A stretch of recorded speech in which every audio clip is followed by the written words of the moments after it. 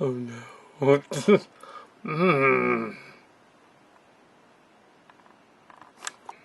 Continuing the quickie review synopsis. This is Silly Kelly. And Battlefield Earth. Why not do that one next?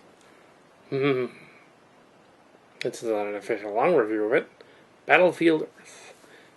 2000, summer of 2000, we had this really bizarre John Travolta movie called Battlefield Earth, which became an instant raspberry Rotten Tomato classic. Rotten Tomatoes was new.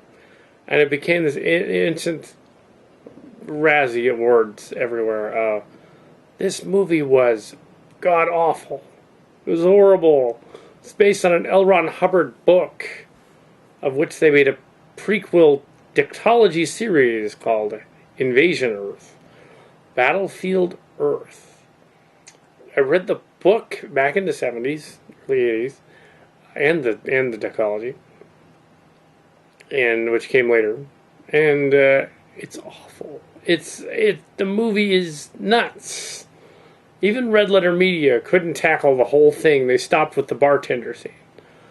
It's like, well, this little short and snippet's not going to go into 40 minutes of riffing into the movie. I'm not going to do that. Just letting me know that it's terrible. It was done by one of the Star Wars guys, one of the other people, and they decided that since John Travolta and his Psychlo band of bad guys who look like Klingons in this, they decided that since they weren't really tall, they just had boots on, that they would angle the camera sideways slightly through the whole movie to make it give the illusion of a Dutch angle all the way through the movie. Yeah. And it's like, what are you doing? And it was laughably bad. It's like, the premise is these aliens, it seems like an ancient aliens plot, these aliens come to Earth to steal gold and mine it. And they've reduced humanity to man-animal people and taken away their technology.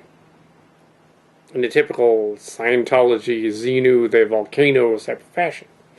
Now, John Travolta is the leader of the Psychlo mining army. The joke in the story being that Earth is a backwater, one of the Psychlo planets, and that he wants to get the heck off Earth so he can go somewhere else. So him and his buddies devise a plan to get a bunch of the humans to mine gold for them. But first they have to educate the humans using the psychic motivator device, which they stole from G.I. Joe. Of course, G.I. Joe probably stole it from L. Ron Hubbard.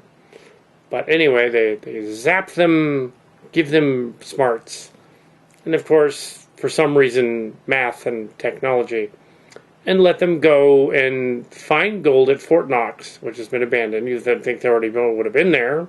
They invaded the Earth. But no, that's a big deal. They find jets and learn to fly them. Now, in the book, it was alien ships they learned to fly, which makes a little more sense. Like, well, if it was 1,000 years later, maybe alien ships, that makes sense. But in the book, it was originally the year 2000. So it was 1975 or 76 to 2000. I read it around 78 or 79, a little older, and then later when I was a teenager.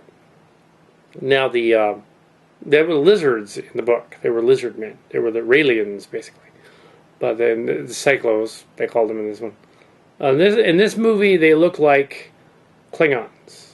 They literally look like Klingons. And it's just so bad. And John Travolta is so chewing scenery and overacting. Yeah, when they get up to the part of the bartender scene, it's like, oh my god. He's like, whips out this guy's head in the ripoff of Seven. He goes, I don't know if Seven was first, I think it was. And he says, "Your friendly bartender," which is where Red Letter Media stopped. But they should have kept going because it got worse. After they trained the humans to get the Harrier jets and fly them, even though 1,000 years later they wouldn't fly, they had no gas left, it'd be all gone.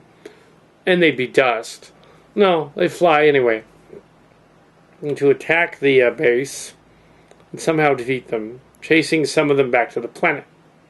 Now, in a scene very reminiscent of a movie later called The Avengers, the Marvel's Avengers, They use a nuke to stop the bad guys at the very end. I'm sure J.J. Abrams, no, that's right. Joss Whedon had seen this movie, except he did it better than this movie did it, obviously. But yeah, who directed this monstrosity? Okay, yeah, okay. Roger Christian directed. Yep. So John Travolta and his Scientology buddies made a movie, and it's awful. It's the worst science fiction. Yeah, even trying to make like a riff track thing of it would be hilarious. But even that is like you're just baffled as to what's going on and why. It's actually almost so bad it's good, but it's bad. It's so bad it's bad. Battlefield Earth. There you go. Battlefield Earth. One of the worst movies ever. Silly cow.